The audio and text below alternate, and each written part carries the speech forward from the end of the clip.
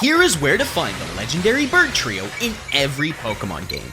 In Gen 1, 3, 4, and 7, these elemental avians will be available in the Seafoam Islands for Articuno, Zapdos in the Power Plant, and Moltres will be in 3 different spots. For Gen 1 and 7, Victory Road. In the Gen 3 remakes, it will be Mount Ember in the Sevi Islands, and Gen 4 will have Moltres in Mount Silver Cave. But that's not all for Kanto. In Let's Go Pikachu and Eevee, once you capture them all in their primary habitats, and you take to the skies in a rideable flying type, you have a 1 in 2,000 chance to fly into another one of these birds. In Pokemon XD Gale of Darkness, all 3 will appear as shadow Pokemon on Sita Dark Isle, in which you will need to use a Snag Ball on Grandmaster Greevil's final team. For Pokemon Platinum in Gen 4, each of the 3 will be roaming legendaries.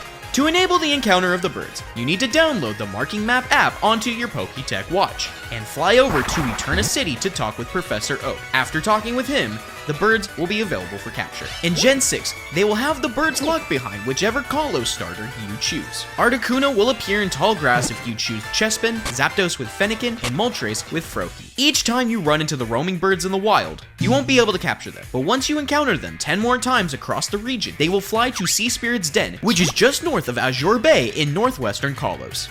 Gen 7 in Ultra Sun and Moon, once you hop into the Ultra Wormhole, you gotta go through the red warp holes to get to the Cliff World. Gen 8 will have the Galarian forms of these 3 birds available roaming around the Crown Tundra map, while the Cantonian forms are gonna be available behind the Max Lair, within the slippery slope in the same area of the expansion.